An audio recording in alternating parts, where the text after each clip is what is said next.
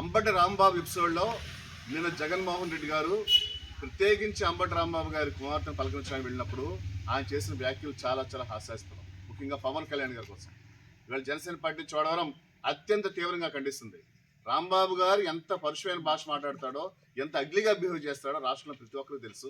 అంతకు మించి జగన్మోహన్ రెడ్డి గారు మతి భ్రమించినట్టుగా, ఉన్నది లేనట్టు, లేనిది ఉన్నట్టు, ఒక హాస్యగాడిలాగా ఏదో తీరికి పడి అప్పుడప్పుడు వచ్చే ఒక చిన్నపాటి చౌకబారు మాటలు మాట్లాడే జగన్మోహన్ రెడ్డి గారి వైఖరిని కూడా మేము తీవ్రంగా ఖండిస్తున్నాం.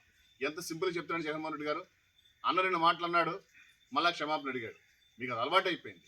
గతంలో ఎన్ని పరుషమైన అంటే మన మాటల్లో మాట్లాడుకోలేని మాటలు కూడా కళ్యాణ్ గారి కోసం, చంద్రబాబు గారి కోసం, లోకేష్ గారి కోసం పలుమార్లు మాట్లాడారు. దీన్ని జనసేన పార్టీ తీవ్రంగా ఖండిస్తుంది. ఈ వైఖరిని వైసీపీ మార్చుకోకపోతే ఇవాళ మేము కూడా కూటమి పెద్దలను అడుగుతున్నాం, చంద్రబాబు గారి, కళ్యాణ్ గారిని, మీ సహనంతో మేము ఉన్నాం. కానీ ఇదే పందా కొనసాగితే సమాజంలో శాంతి భద్రత పరిస్థితి వచ్చేస్తుంది. ఖచ్చితంగా మీరు చర్యలు తీసుకోవాలి. ఇలా ఎవరు మాట్లాడిన చర్యలు తీసుకోవాలి. రాంబాబు పరిస్థితి బాగోలేదు, జగన్మోహన్ రెడ్డి గారి పరిస్థితి బాగోలేదు, రోజా గారి పరిస్థితి బాగోలేదు. వాళ్ళందరికీ ఒక సైకలాజికల్ డిజార్డర్ వచ్చింది. మెంటల్ హాస్పిటల్లో జాయిన్ అయ్యే పరిస్థితి వచ్చింది వాళ్ళందరికీ కూడా. ఏదో మాట్లాడుతుంటారు. ఇవాళ ఓపెన్ డిబేట్లో ఛాలెంజ్ చేస్తాం. దమ్ముంటే వైసీపీ నాయకులు గ్రామ స్థాయి నుంచి రాష్ట్ర స్థాయి వరకు సిట్ నివేదికని ఒక టేబుల్ మీద పెడదాం, మధ్యలో మీడియాని పెడదాం. ఇటు మేము కూర్చుంటాం, కూటమి జనసేన, బీజేపీ, తెలుగుదేశం, అటు వైసీపీ కూర్చోండి. సిట్ నివేదిక ఏముందో చదివి వినిపిద్దాం ప్రజలకి. జగన్మోహన్ రెడ్డి గారు సిట్ కోసం మాట్లాడకుండా ఏదో రాంబాబుకి అన్యాయం జరిగిపోయింది. ఏం జరిగిపోయింది? రాంబాబుకి కులాసా గెంతుంటాడు, తాగి వాగుతాడో తాకుండా వాగుతాడో ఎవరికి తెలియదు. మధ్యలో కులాలు మాట్లాడుతుంటారు, కూతురు తీసుకొస్తుంటారు.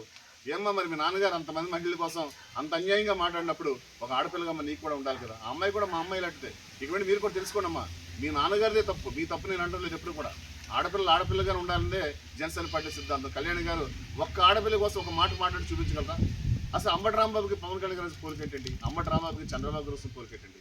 అంబటి రాంబాబు గారు నోటి వెంబడి వచ్చిన ఆ 2-3 మాటల్ని రాంబాబు గారి భార్య, కూతురు కరెక్ట్ అని చెప్తే దాన్ని మేము ఒప్పుకుంటాం. అది ముందు మీరు మాట్లాడండి. జగన్మోహన్ రెడ్డి గారు వచ్చి సిట్ నివేదికని, తిరుపతి లడ్డూలో జరిగిన ఆ కల్తీని సిట్ నిర్ధారిస్తే ఏమీ జరగలేదు, మా క్లీన్ చిట్ ఇచ్చేసింది, మేము ఫ్లెక్సీలు పెట్టుకుంటాం. మీరు ఫ్లెక్సీలు పెట్టుకున్నారు కదా, విశాఖపట్నం సభ పెట్టి ప్రతి సిద్ధ సభలో పెట్టారు. ఆ రోజు చంద్రబాబు ఫ్లెక్సీని, కళ్యాణ్ గారి ఫ్లెక్సీని పెట్టి ఆ ఫ్లెక్సీలని జోడుతో కుట్టించేవారు మీ కార్యకర్తలతో. మీ దిగజారుడు మనస్తత్వానికి, మీ నిరంకుశ మనస్తత్వానికి, మీ సైకలాజికల్